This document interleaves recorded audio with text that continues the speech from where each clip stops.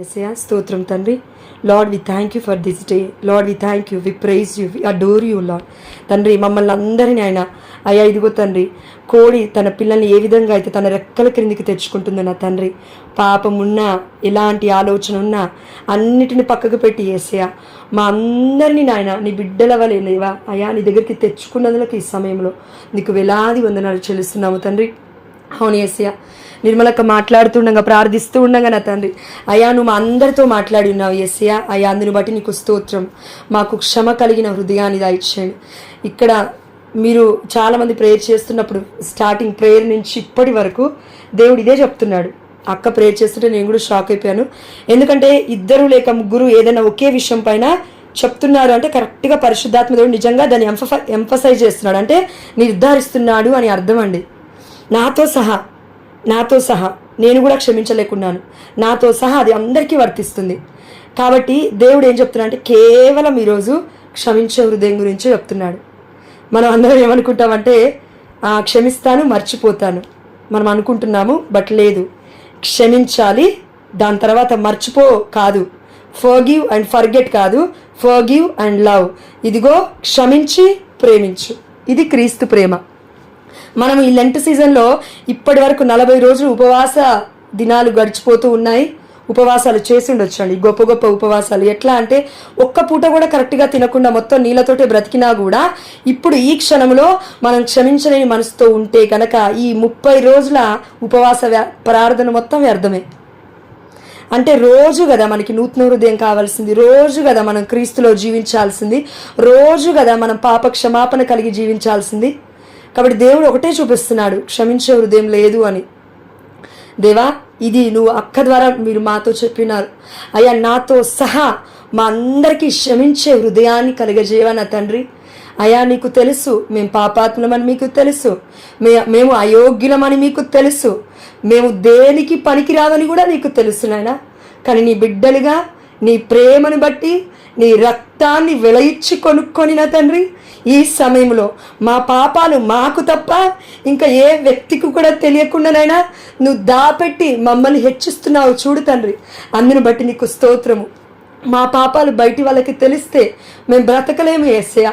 మమ్మల్ని ఇప్పటికీ నువ్వు జాపెడుతూ ఉన్నావు, ఇప్పటికీ నీ కౌగిలిలో బంధించుకుంటున్నావు. అమ్మో నా బిడ్డకి ఒక్క దెబ్బ కూడా తగలకూడదని అయ్యా రాళ్లతో కొట్టి ఉన్నారు, ఉమ్ము వేసి ఉన్నారు నా తండ్రి. అయ్యా ఇదిగో తండ్రి స్లీవ మీద ఘోరమైన మరణాన్ని నువ్వు పొందుతున్నావు. 39 దెబ్బలు నా తండ్రి, 39 కొరడా దెబ్బలు కొట్టి ఉన్నారు యేసయ్యా. ప్రతి దెబ్బకి నా తండ్రి 10 నుండి 15 వరకు నేను ఆ ముళ్ళ లాంటి వాటితో నా తండ్రి ఇలా తీస్తూ ఉన్నప్పుడు నా తండ్రి రక్తము కారుతూ ఉంది యేసయ్యా, ప్రవహిస్తూ ఉంది నా తండ్రి. అయ్యా రక్తము మాత్రమే కాకుండా నా తండ్రి ఆ ఎముకలు కూడా కనబడుతున్నాయి తండ్రి వీపు భాగంలో. అయ్యా ఇది చరిత్ర చెబుతుంది, ఇది నిజంగా ఉంది నా తండ్రి. అయ్యా అందును బట్టి నీకు స్తోత్రం దేవా. ఎంతో మంది పునీతులు ప్రార్థిస్తుండగా, సాధారణమైన బిడ్డలు ప్రార్థిస్తూ ఉండగా నా తండ్రి వారు నిన్ను అడిగారు తండ్రి, అయ్యా నీకు ఘోరమైన బాధ ఏ గాయంలో ఉంది అని అంటే నా వీపు భాగం అని కొంతమంది పునీతులకు నువ్వు చెప్పావంట తండ్రి. ఆ వీపు భాగాన్ని చూపిస్తే తట్టుకోలేని పునీతులు ఎంతోమంది ఉన్నారు యేసయ్యా. అందుకే వారు చనిపోవడానికి కూడా అయ్యా ఎంతోమంది బిడ్డలు మరణించారు, సిద్ధపడ్డారు నా తండ్రి. మేము మరణించాల్సిన అవసరం లేదు దేవా, మాకు అంత మరణ వేదన లేదు నా తండ్రి, అంత మరణ బాధ లేదు నా తండ్రి. ఒకవేళ మేము అనుకున్నాం అనుకో అయ్యా అది తప్పు నా తండ్రి, అది మా కోసం మేం బాధపడుతున్నాం, మా కుటుంబం కోసం మేం బాధపడుతున్నాం. లేదంటే సారీ అండి, మా నోటి దూల వల్ల కొన్ని బాధలు వస్తూ ఉన్నాయి తిరిగి, అంతేకాని అది ఏదో నీతిమంతంగా జీవిస్తే వచ్చే బాధలు కాదు దేవా. ఇవి మేము గుర్తుపెట్టుకోవాలి నాయనా. అన్నీ చేసి నేను నీతిమంతంగా జీవించాను కాబట్టి నాకు నిందలు అవమానాలు వస్తే పునీతులే అవుతామండి మనము. ఇంకా పునీతులే అవ్వాలి మనం, ఇక్కడ ఉండాల్సిన అవసరం లేదు. ఇక దయచేసి ప్రతి ఒక్కరము కూడా మనల్ని మనం హెచ్చించుకోకుండా అయ్యా నువ్వు దెబ్బల్ని పొందావు, గాయాల్ని పొందావు, ఈ పాపి కోసం మరణ వేదన పొందావు నా తండ్రి.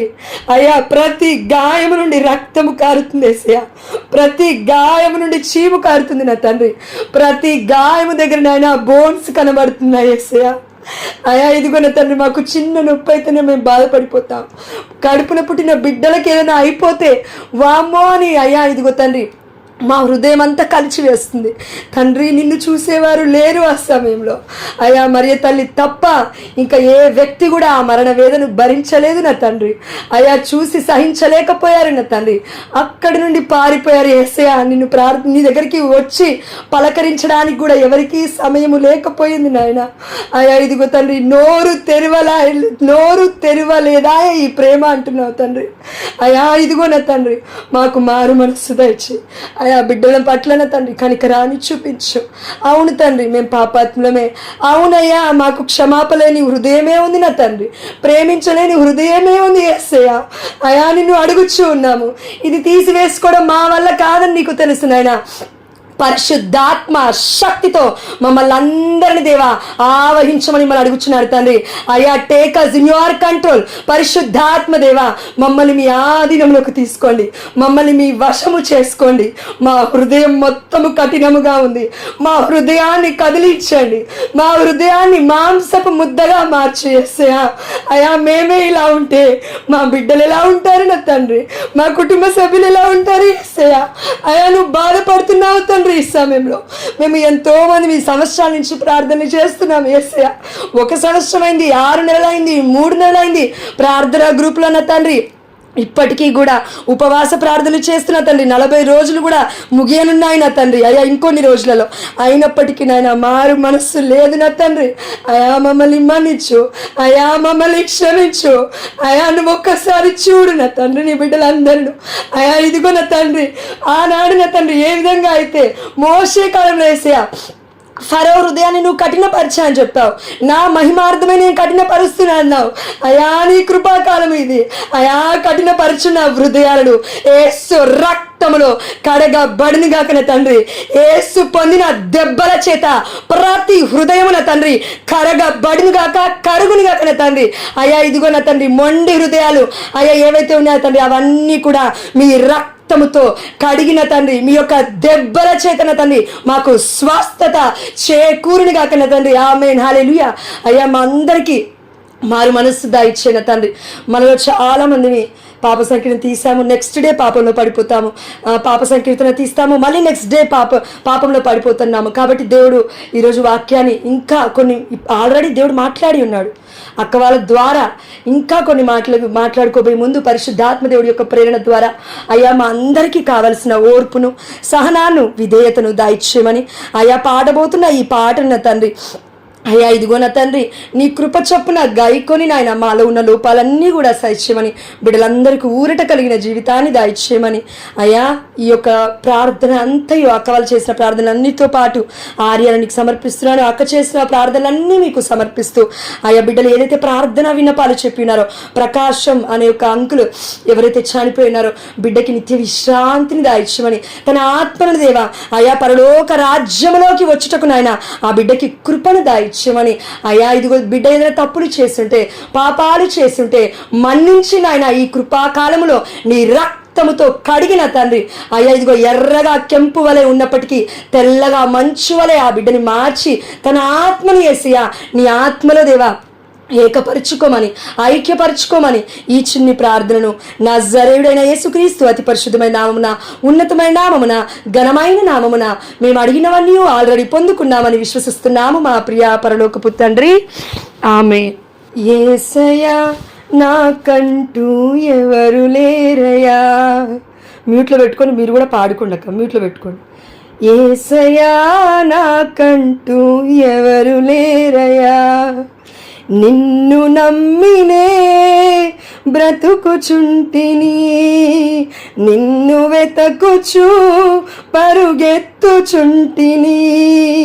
చూడు యేసయ్యా నన్ను చూడు యేసయ్యా, చేయి పట్టి నన్ను నీవు నడుపు యేసయ్యా.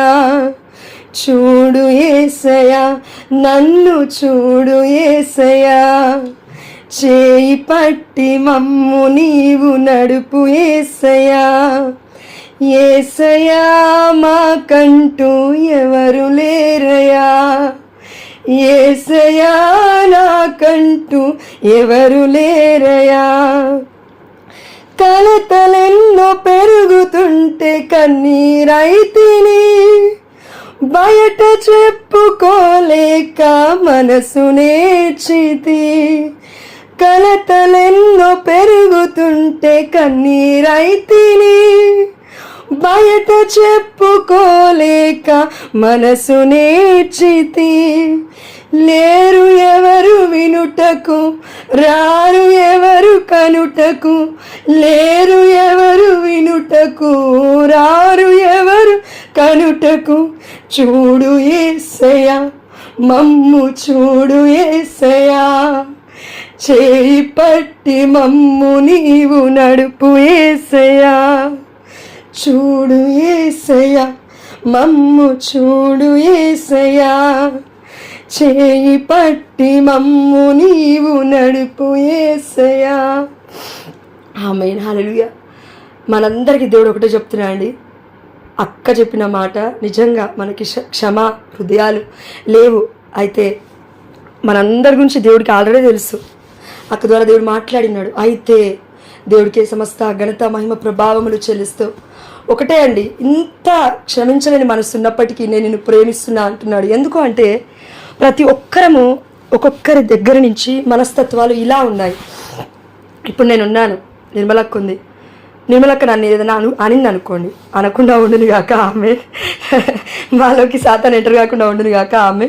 ఎందుకంటే ఆధ్యాత్మికంగా ఎదుగుతుంటే చూడలేడు కదండి సాతాను. పక్క పెడదాం, ఫోకస్ ఆన్ గాడ్, దేవుడి పైన దృష్టి నుంచి. ఒకటి, గ్రూప్ని డిస్టర్బ్ చేయాలన్నా, సంఘం డిస్టర్బ్ చేయాలన్నా, కుటుంబాన్ని డిస్టర్బ్ చేయాలన్నా, అంటే అలజడి క్రియేట్ చేయాలన్నా సాతాను ఏం చేస్తాడంటే ఒక చిన్న మాట అని విడిచిపెడతాడండి. ఒక చిన్న మాటే, అది కరెక్ట్గా మనం వినము. ఎవరో వ్యక్తి మధ్యలో వచ్చి, అదిగో ఆమె అలా అందంట నీకు తెలుసా, అవునా, ఇగో ఈమె ఇలా అందంట నీకు తెలుసా, నీ గురించి, అవునా, ముందు మధ్యలో ఉన్నామని అడుగు, నువ్వెందుకు వచ్చి నాకు చెప్తున్నావు, ఎప్పుడైనా అడిగావా, అయితే అడుగుమంటున్నాడు దేవుడు. మనలో మనశ్శాంతి లేకపోవడానికి కారణము క్షమించలేకపోవడానికి. క్షమింటేనే కదండి ప్రేమ ఉంటేనే కదండి ఈ రెండు వైస్ వర్సా, ఈ రెండు ఇలా అత్తుకుంటాయండి. ఫర్ ఎగ్జాంపుల్, ఒక కాయిన్కి ఏ విధంగా అయితే బొమ్మ బొలుసు ఉంటాయో అదేవిధంగా మన మానవ జీవితంలో ఒక వ్యక్తి మనశ్శాంతిగా బ్రతకాలంటే క్షమ ప్రేమ రెండు ఇరువైపులా ఉంటాయి. కాయిన్కి, రూపాయి కాయిన్కి ఎలా ఉంటాయో. కాబట్టి మనల్ని దేవుడు ఇప్పుడేమి నువ్వు అదే అని చెప్పట్లేడు, కానీ గద్దిస్తూ ఉన్నాడు అంతే. అమ్మా ఇది తప్పు అని చెప్తూ ఉన్నాడు. కాబట్టి మరి ఏం చేయాలండి? ఒక్కటే వాక్యం. యాక్చువల్లీ ఈరోజు వాక్యం వేరేది ప్రిపేర్ అయ్యాను, కానీ దేవుడు వేరేది ప్రేరేపిస్తున్నాడు. ఒక్కటే వాక్యం, మత్తయి సువార్త 7వ అధ్యాయము 12వ వచనము. ఇతరులు మీకేమి చేయవలనని మీరు కోరుదురో దానిని మీరు పరులకు చేయుడు. వాక్యం చాలా క్లియర్గా చెప్తుంది మనందరికీ. వాక్యం అంటే జీవము కలది, రెండంచుల ఖడ్గము. దేవుడి యొక్క వాక్యం ఇది, సజీవమైన వాక్యము. ఇది నమ్మకపోతే నేనేం చేయలేదు, మనమేం చేయలేమండి. దేవుడు ఏం చేయలేడు. నువ్వు నేను ఇది ఎవరో చెప్తున్నారు వాక్యం అంటే దేవుడు ఇంకా ఏమీ చేయలేడు. మన కుటుంబాలు ముందుకు వెళ్ళవు. దేవుడు ఏం చెప్తున్నా అంటే ఇతరులు నీకేమి నువ్వు చేయాలని ఆశపడుతున్నావో.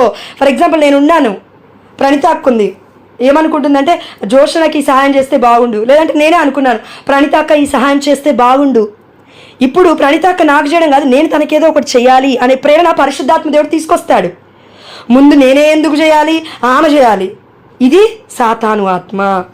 ముందు నువ్వు వంగు, పర్లేదమ్మా, ఇదే దీనత అంటే. దీనాత్ములు ధన్యులు, దేవరాజ్యము వారిది. మత్తయి సువార్త 5:7 మనం చూసాం కదండి. దీనాత్ములు ధన్యులు, దేవరాజ్యము వారిది. దేవరాజ్యము మనదంటే, దేవుడి యొక్క రాజ్యం మనదంటే ఇంకా ఎందుకు ఉండదండి శాంతి, ఇంకెందుకు ఉండదండి మనశ్శాంతి, ఇంకెందుకు ఉండదండి సమాధానం? తప్పక ఉంటుంది, వద్దన్నా కూడా. కాబట్టి ఇప్పుడు ఈ క్షణంలో ఇలా ఆలోచిద్దాం. భర్త భార్యకి భారంగా ఉన్నాడు. ఈ 1 వీక్లో మనందరి కుటుంబాలలో జరిగిన విషయాలు దేవుడు చెప్తున్నా అండి. 1 వీక్ కూడా కాదు, 3-4 రోజుల ముందు నుంచి జరిగిన విషయాలు. నీ భర్త నీ మీదకి తిరగబడుతున్నాడు, భార్య భర్తని కొట్టబోవడానికి కూడా పోతుంది, అవి వెతుకొని దేవుడు చెప్తున్నాడు. అయితే భర్త భార్యకి భారంగా ఉంది, భరోసాగా లేరు. భార్య భర్తకి ఇంకా భారంగా ఉన్నాడు. ఇప్పుడు ఎలా ఉందంటే బయట ఎవరో కాదండి, శత్రుత్వం కనబడుతున్న వాళ్ళం. భర్తను చూసే కోపం, భార్యను చూసే కోపం, పిల్లల్ని చూసే కోపం. అలా వెళ్తున్నాడు అనుకోండి, వీడు చెప్తే వినలేదు కాబట్టి కింద పడితే అప్పుడు వింటాడు. ఇది శాపం అవుతుంది, ఇది కర్స్ అవుతుంది. నువ్వు అంటున్నావు ఏమంటున్నావు అంటే వాడు చచ్చిపోతే, లిటరలీ అండి, సారీ చెప్పాలంటే వాడు చచ్చిపోతే బాగుండు అంటున్నావు నీకు తెలియకుండానే. కానీ అది జరిగితే ఏంటి నీ నా పరిస్థితి? అందుకే దేవుడు ఏమంటున్నా అంటే, అమ్మా మీరు ఇతరులకి ఏం చేయాలనుకుంటున్నారు అది ముఖ్యం. అవతల ఉన్న వాళ్ళు నీకేం చేయాలో పక్క పెట్టేసే కొద్దిసేపు. ఇప్పుడు నేనున్నాను జోష్నని, నా భర్త గొడవైంది అనుకుందాం. ఇప్పుడు నా భర్త ఎదురుగా ఉన్నాడు. ఇప్పుడు నా భర్తకి ఆలోచన ఉంటుందంటే నేనే ఎందుకు చెప్పాలి, సారీ ఆమె వచ్చి చెప్పాలి. నేనేమనుకుంటాను ఇప్పుడు వెళ్ళి, నేనే ఎందుకు చెప్పాలి, ఆయన వచ్చి చెప్పాలి. ఇప్పుడు నేనేం చేయాలంటే, దేవా నాకు సహాయం చేయి, పరిశుద్ధాత్మదేవా నాకు సహాయం చేయి అంటే ఏమంటారు తెలుసా? తగ్గు, నీ భర్త నీకు హెడ్, నీకు అధికారి, తగ్గు. ఎందుకంటే నీ తలను నువ్వు ఎప్పుడైతే కాపాడుకుంటావో నీ శరీరం మొత్తం కాపాడబడుతుంది. ఎందుకంటే నీ తల ఎటు మూవ్ అవుతే అటే కదండి మన శరీరం వెళ్ళేది. శరీరం ముందుకెళ్తే తల వెనకొస్తుందా ఏంటి? కాదు కదా. నువ్వు కళ్ళు తిప్పినప్పుడు తల ఆటోమేటిక్గా తిరుగుతుంది. కళ్ళు ఎటైతే చూస్తాయో అటు వెళ్తుంది నీ బాడీ మొత్తం, నీ శరీరం మొత్తం ఆటోమేటిక్గా. అదేవిధంగా నీ భర్తకి సహాయం చెయ్యమ్మా, సహకారివి. అదేవిధంగా వైస్ వర్సా అండి. భార్య ఏదైనా మంచి చేస్తున్నప్పుడు భార్యకి ఒక్కొక్కసారి ఓపిక ఉండదు.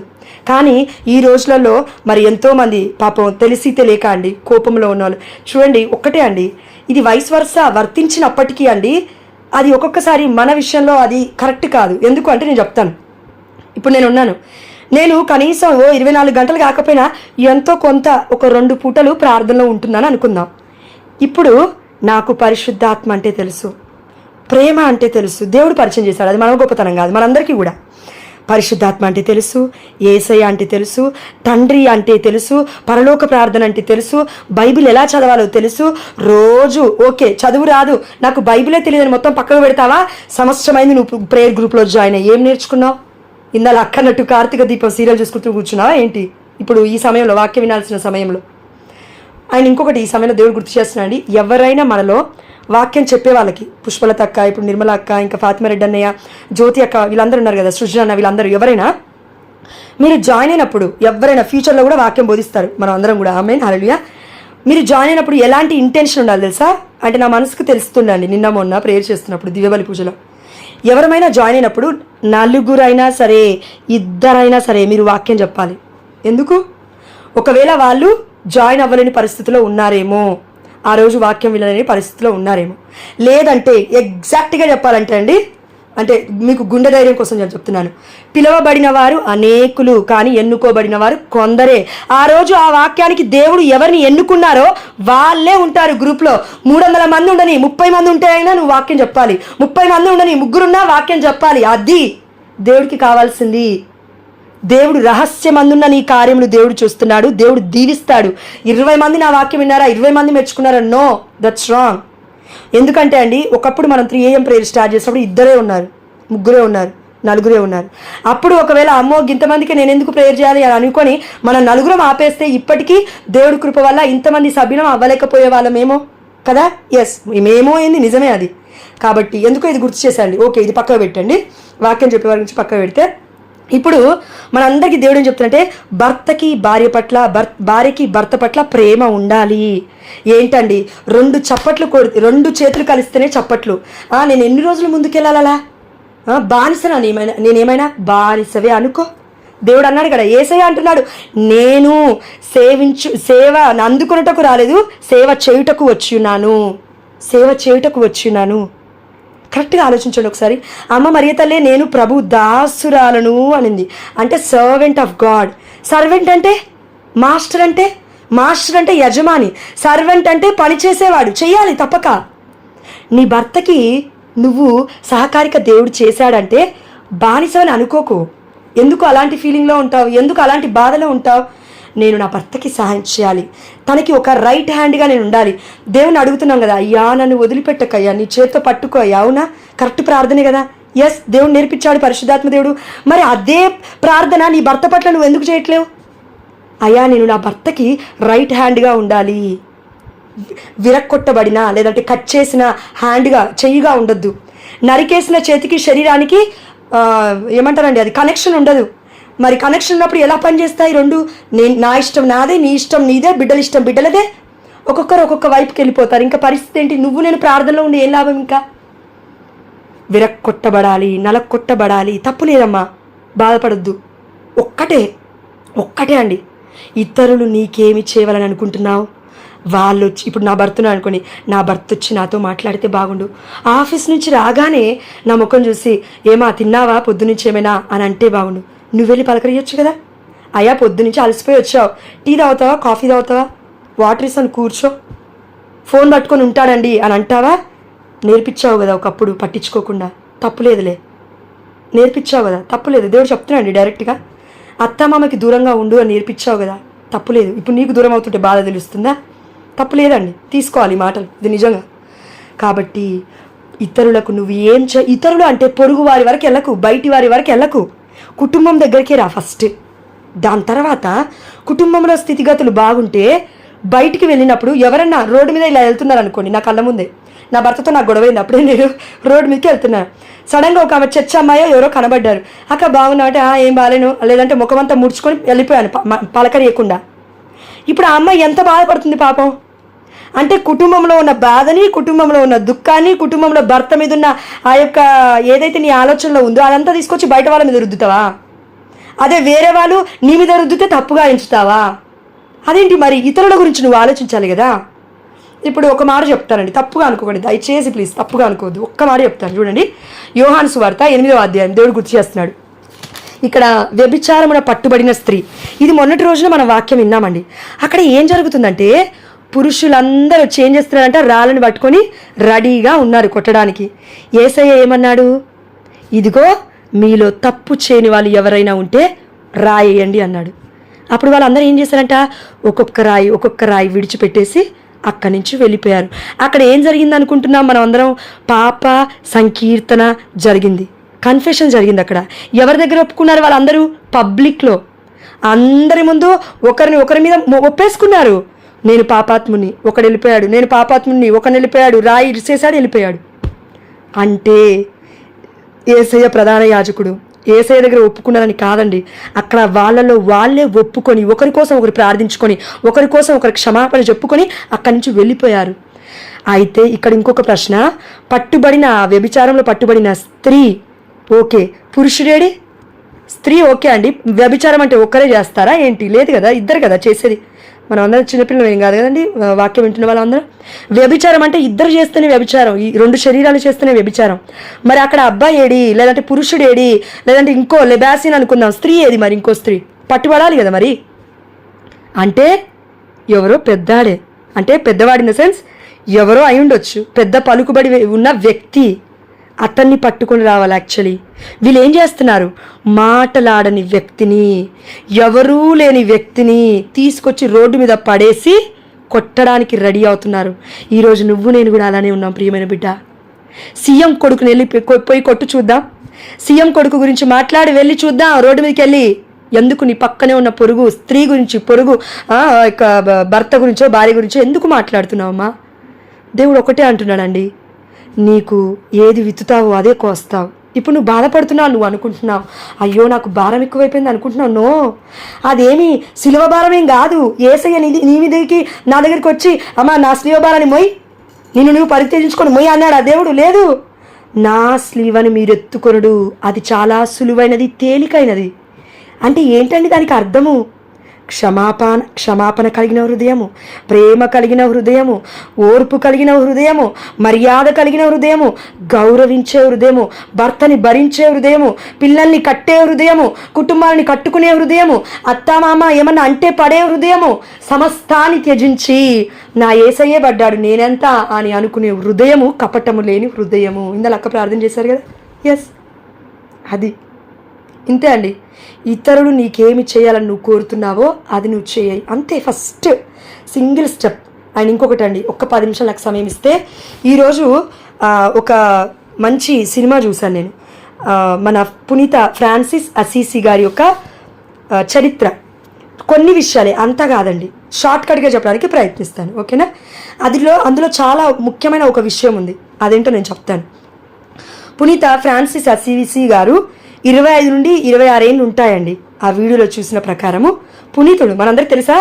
ఎస్, పునీతుడు అక్టోబర్ 3వ తారీఖున మరణించారు నాకు తెలిసి. ఎస్, అయితే ఆ పునీతుడు ఏం చేశారంటే, అప్పటికి ఒక అమ్మాయి ఒక స్త్రీ చాలా అందంగా ఉంది. ఆ స్త్రీ ఫ్రాన్సిస్ అసీసీ వారిని ప్రేమిస్తూ ఉంది. ప్రేమిస్తూ ఉన్న సమయంలో వీరి మధ్యలో కూడా అనకూడదేమో, తప్పు అవుతుంది అది. ఫ్రాన్సిస్ అసీసీ వారు ఆ అమ్మాయిని ప్రేమించలేదు. అయితే తను ఏం చేస్తున్నాడంటే యుద్ధాలకు వెళ్తున్నాడు. అప్పట్లో మనందరికీ తెలుసు కదండి, ఇజ్రాయెల్ దేశంలో యుద్ధాలు జరిగేటివి. ఎస్, ఇప్పటికీ కూడా జరుగుతూనే ఉన్నాయి అనుకోండి. అప్పుడు కూడా యుద్ధాలు జరిగేటివి. అయితే అప్పుడు ఫ్రాన్సిస్ అసీసీ వారు ఏం చేశారు అంటే, కొంతమంది యువకులతో కలిసి ఒక పెద్ద టీం లాగా ఏర్పడి యుద్ధం చేయడానికి కత్తి పట్టుకొని గుర్రాల మీద బయలుదేరారు. ఇది నిజంగా జరిగింది. బయలుదేరుతున్న సమయంలో అందరూ వెళ్తున్నారు. ఆ యొక్క దారి గుండా వెళ్తున్న సమయంలో ఈ యొక్క ఫ్రాన్సిస్ వారు అని చెప్తాను, అసీసీ అనగా. అయితే ఈ యొక్క ఫ్రాన్సిస్ గారు అసీసీ అని ఎందుకుంది ట్యాగ్ అంటే, అసీసీ అనే ప్లేస్లో జన్మించారండి ఫ్రాన్సిస్ గారు. అయితే ఈ ఫ్రాన్సిస్ అసీసీ వారు ఆ గుర్రముతో పాటు వెళ్తున్నారు, కత్తి పట్టుకొని అందరితో పాటు వెళ్తుంటే ఆ సమయంలో ఏమనిపించిందంటే, అక్కడ వాటర్ ఉన్నాయి కదా, గుర్రానికి వాటర్ తాపిద్దామని దిగి పక్కకు వచ్చాడు. వచ్చి వాటర్ తాపిస్తుంటే, నాకు కూడా దాహంగా ఉంది కదా అని వాటర్ తాగుతున్నాడు, మొత్తం వంగి తాగుతున్న సమయంలో ఫ్రాన్సిస్ అని దేవుడు పిలుస్తున్నాడు. దేవుడి స్వరం వినబడుతుంది. ఏంటి ఈ స్వరం ఇంత డిఫరెంట్గా ఉంది అని పైకి చూస్తున్నాడు, ఆకాశం వైపు చూస్తున్నాడు. ఎమ్మటే వెనక నుంచి వాళ్ళ ఫ్రెండ్ వచ్చి, రా ఇంకా ఎంతసేపు, అందరూ వెళ్ళిపోతున్నారు, తొందరగా యుద్ధానికి టైం అవుతుందని అన్నాడు. అనగానే మళ్ళీ వెళ్ళిపోతున్నాడు. వెళ్ళిపోయిన తర్వాత ఏమైందంటే, యుద్ధంలో ఒకరిని చంపేసుకుంటున్నారండి.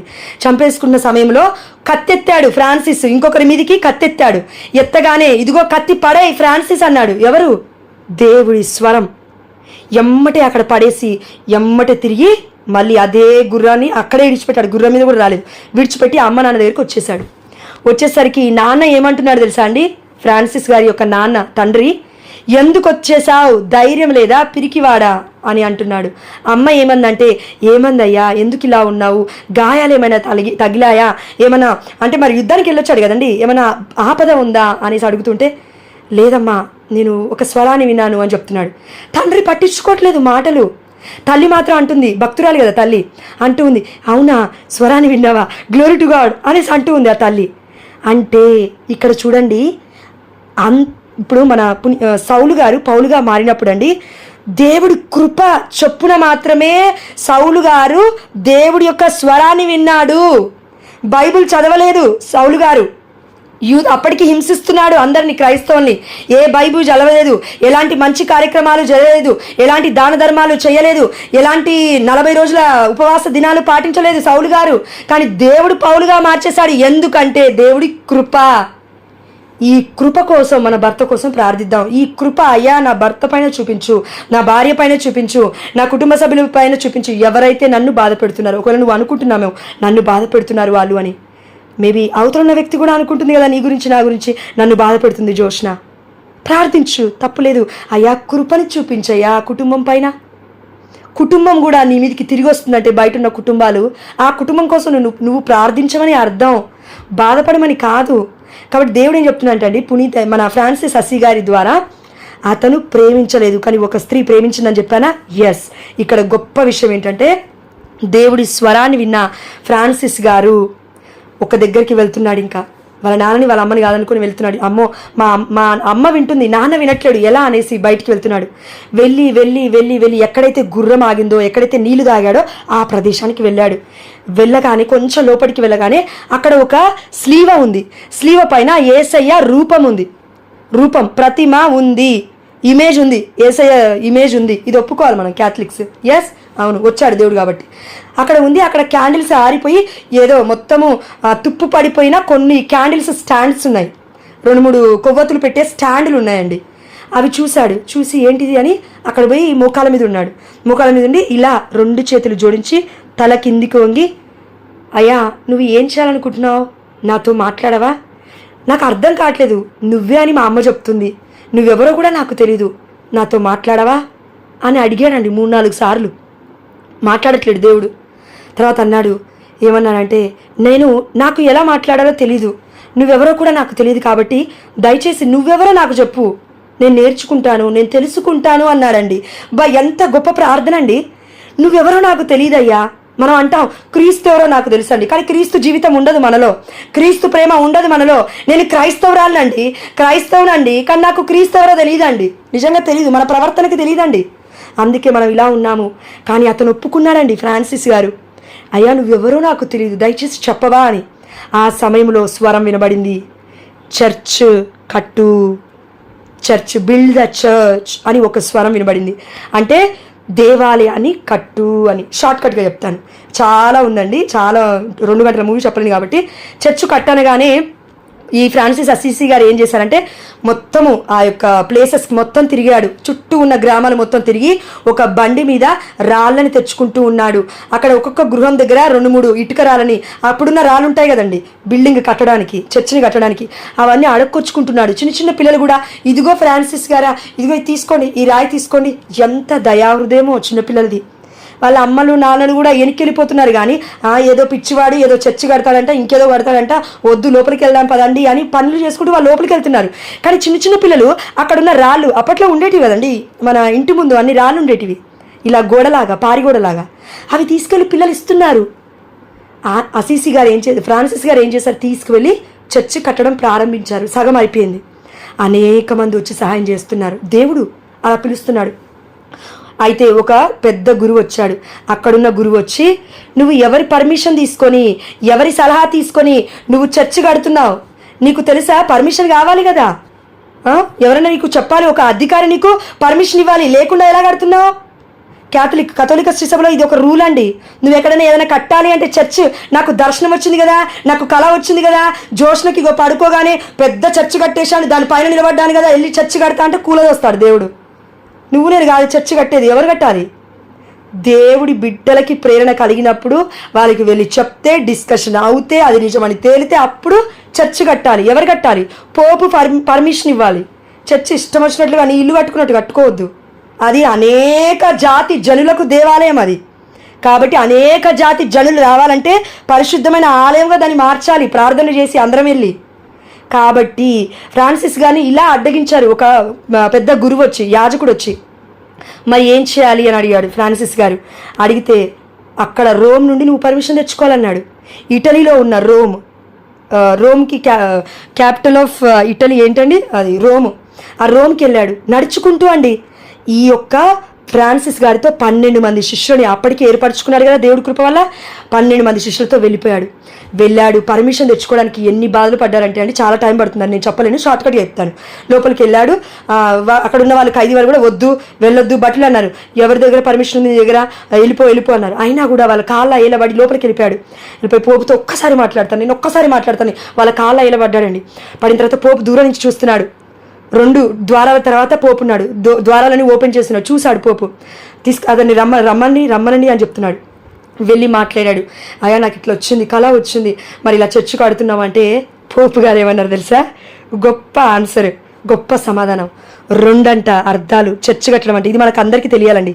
చర్చి కట్టడం అని అంటే 2 అర్థాలు ఉన్నాయి.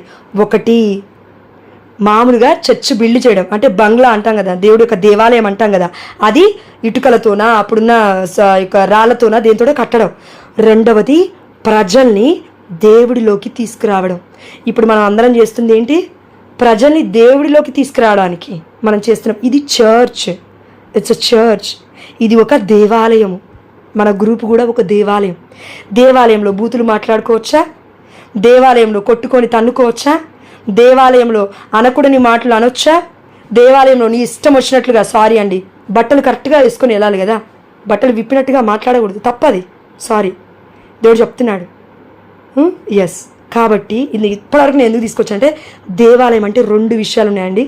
ఆ పోపు గారు అన్నారు, చర్చ్ కట్టమన్నాడు దేవుడు నిన్ను. మొట్టమొదటిగా ఆ యొక్క ప్రజల్ని మొత్తం పిలువు, దేవుడి సన్నిధికి రమ్మని. వాళ్ళే నీకు సహాయకులు అవుతారు. వాళ్ళే మీరందరూ కలిసి చర్చిని నిర్మించుకుంటారు. అప్పుడు నీ ఒక్కడి వల్ల అవ్వదయ్యా, ఎన్నో డబ్బులు కావాలి చర్చి కట్టాలంటే. అంటే ఫ్రాన్సిస్ గారు ఏమన్నారు తెలుసా?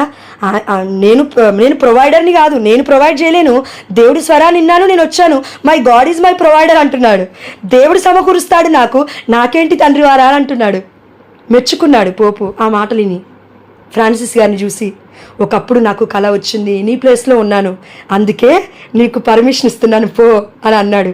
12 మంది శిష్యులు కూడా పిలిపించి అక్కడ లంచ్ ఏర్పాటు చేసి తినిపించి 13 మంది మళ్ళీ వెనక్కి తిరుగు ప్రయాణం చేశారు నడుచుకుంటూ ఎడారులలో. మనం ఇప్పుడు బస్సులో ప్రయాణం చేసినట్టు కాదండి, దేవాలయంకి వెళ్ళినప్పుడు పక్కనే ఉంటుంది మనకి చర్చ్, బట్ మనం వెళ్ళాం. లేదంటే మన కుటుంబమే మనకి చర్చ్. చిన్న చర్చ్ ఏంటండి?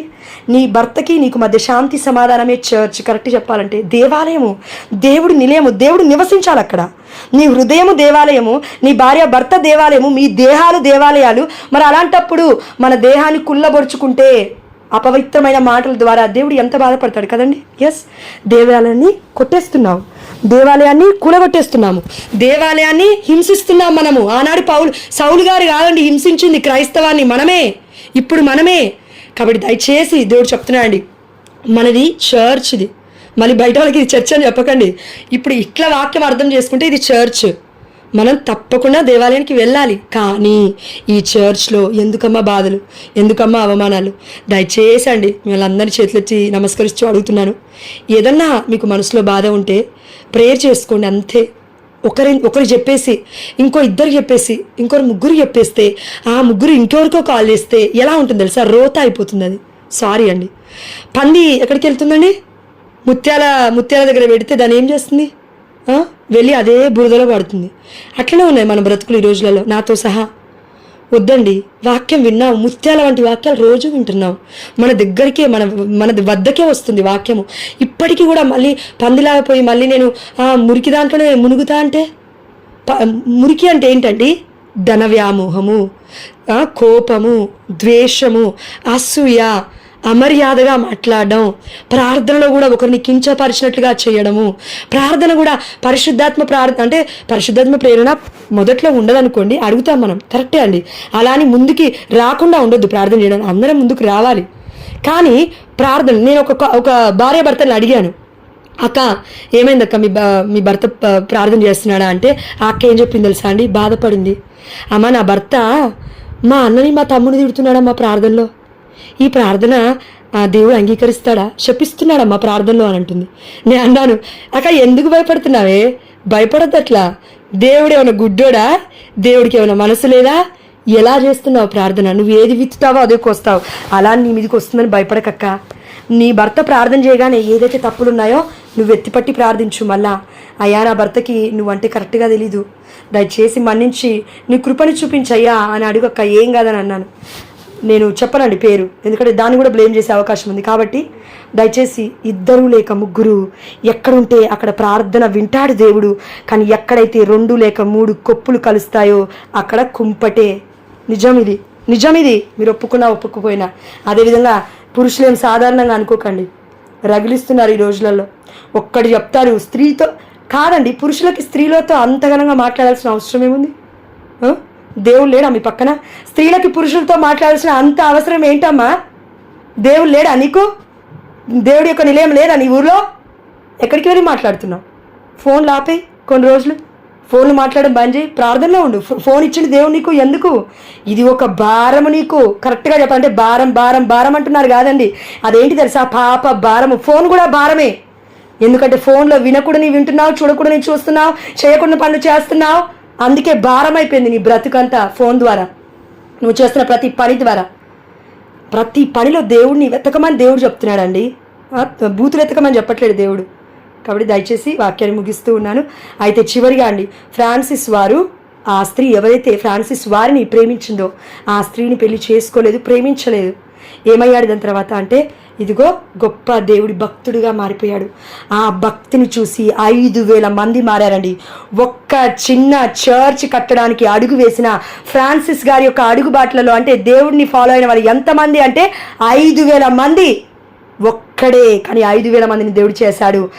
దాని తర్వాత గొప్ప విషయం ఏంటంటే, 5,000 మంది తర్వాత ఏ ఒక్క స్త్రీ అయితే ఫ్రాన్సిస్ గారిని ప్రేమించిందో ఆ స్త్రీ వచ్చి అంటూ ఉంది, మొట్టమొదటి స్త్రీ అక్కడున్న ప్లేస్లలో, ఆ ఊర్లలో, నేను మఠకన్యా స్త్రీని అయిపోతానయ్యా అడుగుతుంది. ప్రార్థన చేస్తుంది, దేవాలయంలో ప్రార్థన చేస్తున్న సమయంలో ఫ్రాన్సిస్ వారు విన్నారు. నువ్వేం అడుగుతున్నావో నీకు తెలుసా అని అన్నారు.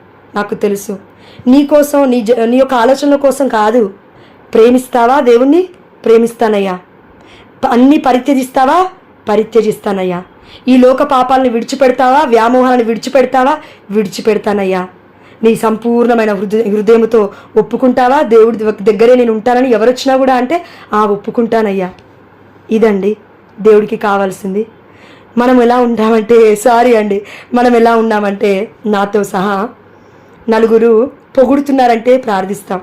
నలుగురు ప్రార్థన ఆపకండి దయచేసి, మిమ్మల్ని కాదని అనేది, అలాంటి ఉద్దేశం ఉన్నోళ్ళనండి. నలుగురు పొగుడుతున్నారంటే వాళ్ళ ముందే ప్రార్థిస్తాం, వెనక ప్రార్థించాం. వెనక నా ఇష్టం, ప్రార్థిస్తే లేకపోతే లేదు. ఇప్పటికైతే ఆమెకు తెలవాలి నేను ప్రార్థిస్తున్నానని. సారీ అక్క ఫోన్ చేశారు, సారీ. కాబట్టి ముగిస్తున్నాను. అయితే మనందరికీ కూడా గుర్తుపెట్టుకోవాల్సింది ఒకటి, ఇప్పుడు కపటం అనేది ఒకటే. వాళ్ళ ముందైనా వెనకైనా, మన కుటుంబంలో అయినా, బయటికి వెళ్ళినా అనేక మంది ముందు ఉన్నా, నువ్వు నేను వేల మంది ఉన్నా, ఒక్కరమే రూమ్లో ఉన్నా, రూమ్ మూసేసిన తర్వాత, అంటే మన యొక్క బెడ్రూమ్ డోర్ మూసేసిన తర్వాత నువ్వు ఎలా ఉంటుందో నీ జీవితము, అదే జీవితం బయట ఉండాలి. అది క్రీస్తు అంటే. కపటం లేకుండా నీ బెడ్రూమ్లో నువ్వు ఎలా ఉంటావు, లేదంటే బయట ఎలా ఉండాలని ప్రయత్నిస్తున్నావు, మంచిగా ఆ మంచి ప్రవర్తన నీ అత్తమ్మ నీ మామయ్య దగ్గర కూడా ఉండాలి, నీ భర్త దగ్గర ఉండాలి. ఒకవేళ ఇది కాకుండా ఇంకా నేను అదే కుంపటిలో, అదే పాపపు ఊబిలో, అదే పందిలాగా మళ్ళీ దాని ఏమంటారండి, అదే మురికి దాంట్లో నేను పోయి జీవిస్తా అంటే ఇంకేం చేయలేమండి. ఇదిగో సర్ప సంతానమా అని ఒక పేరుంది, దేవుడి సంతానమా అని కూడా ఇంకో పేరుంది, 2 పేర్లు. ఎందుకు దేవుడు ఇంత బాధపడుతున్నాడో చెప్పమంటారా అండి? మనము సంవత్సరమైంది ప్రార్థనలో జాయిన్ అయ్యి మనమే మారకపోతే నా భర్త ఎలా అండి మారేది? ప్రార్థనలు లేనివాడు పాపం తెలీదు, ఎందుకు పడిపోతున్నాడో అర్థం కాదమ్మా. నీ బిడ్డలు ఎందుకు పడిపోతున్నారో తెలియదు తల్లి, అర్థం చేసుకోవాలని కూడా. నేను ప్రార్థనావంతురాలని, నేను యోధురాలని, నేనేం చెప్తే అది చేయాలి, వింటలేడు నా భర్త, ఎందుకు బ్లేమ్ చేస్తున్నావు? డోంట్ బ్లేమ్ చెయ్యకమ్మా, దాచుకో హృదయంలో, కడుపులో పెట్టుకో. పిల్లలు ఎలా పెట్టుకున్నావో ప్రతిదీ కూడా కక్కుతావే, అలా పగని కక్కినట్టుగా కక్కద్దండి, తప్పది. నేర్చుకోవాలి. అవును, మొదట్లో మనకు తెలీదు, చాలామందికి నేర్చుకుంటున్నాం, అదే నేర్చుకుందాం.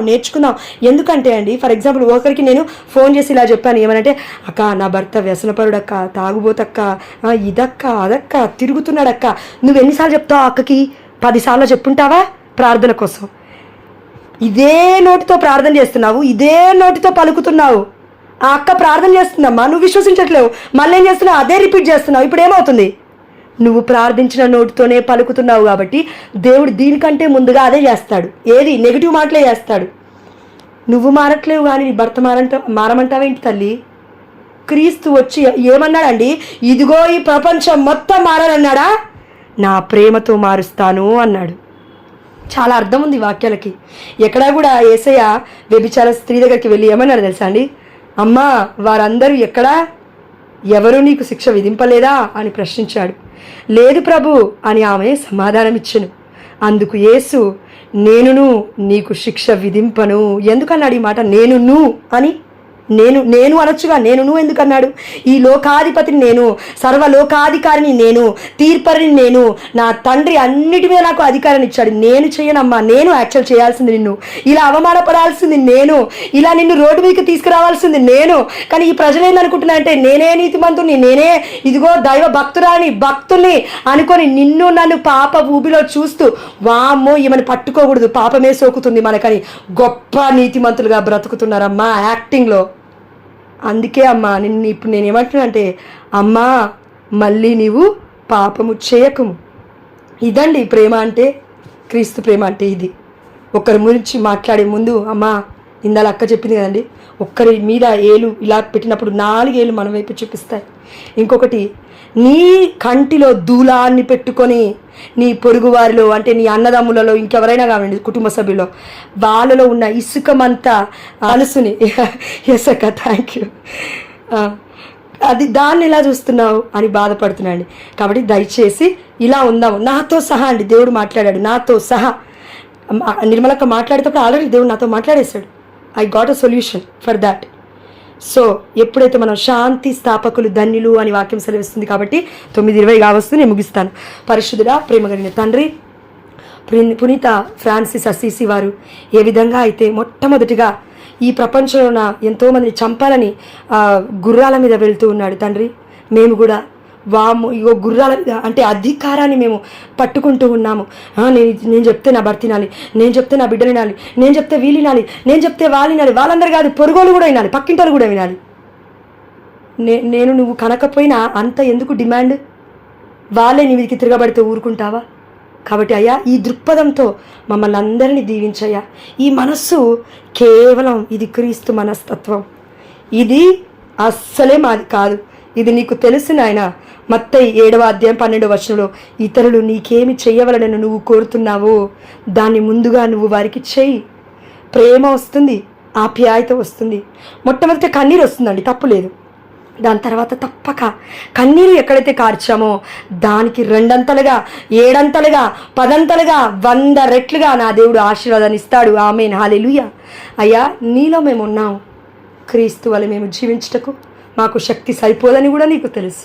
నీ బిడ్డలందరి యొక్క హృదయాలను నీకు సమర్పిస్తూ మొట్టమొదటిగా మేము పాడుకున్న పాట అయ్యా, యేసయ్యా నాకంటూ ఎవరూ లేరయ్యా అని. ఇప్పుడున్న ఈ బిడ్డలందరి ప్రతి ఒక్కరి హృదయంలో ఈ బాధ ఉంది నాయన.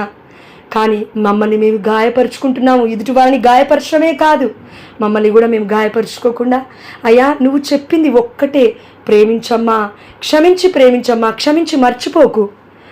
ఫర్గివ్ చేసా, ఫర్గెట్ చేస్తా, పోనీ ఎటన్నా పోని సావని నాకెందుకు అని అనుకోవద్దు. దేవుడు చెప్తున్నాడు మనందరికీ, వాళ్ళ కోసం ప్రార్థించమ్మా, ఏం కాదు, వాళ్ళ కోసం ప్రార్థించుదాం మనం అందరం కూడా.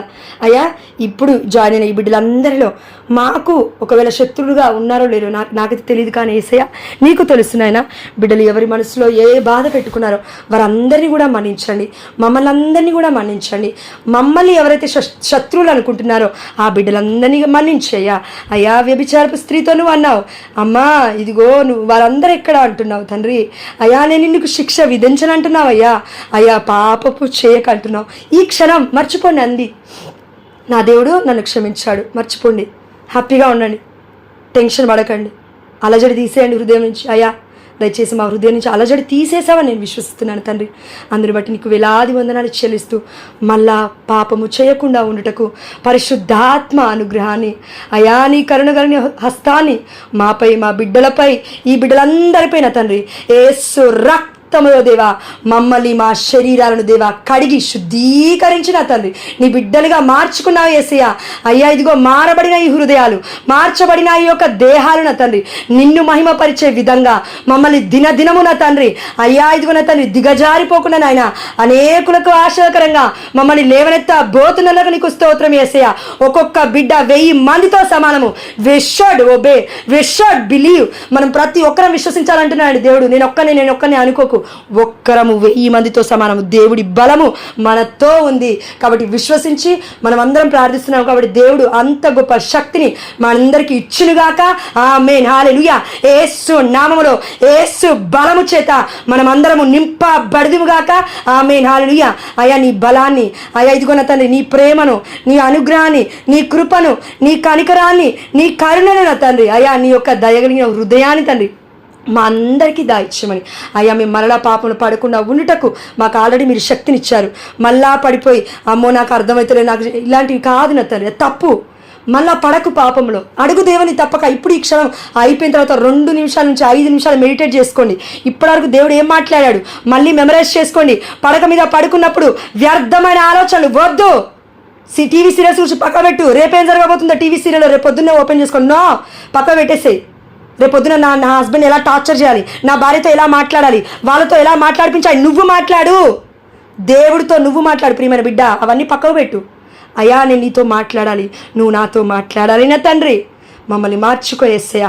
బిడ్డలందరికీ నాయన, మా అందరికీ నాతో సహా కనువిప్పు కలుగజేసావని విశ్వసిస్తూ యేసు అతి పరిశుద్ధమైన నామములో, ఉన్నతమైన నామములో, ఘనమైన నామములో అమ్మ మరియతని మధ్యస్థ ప్రార్థన ద్వారా మేమందరం ఈ సమయంలో నిద్రించబోతూ ఉండగా మాకు విశ్రాంతి కలిగిన నిద్రను దయచేస్తామని విశ్వసిస్తూ పితా పుత్ర పరిశుద్ధాత్మ నామమున మేము అడిగినవన్నీ పొందుకున్నామని విశ్వసిస్తున్నాము మా ప్రియ పరలోకపు తండ్రి.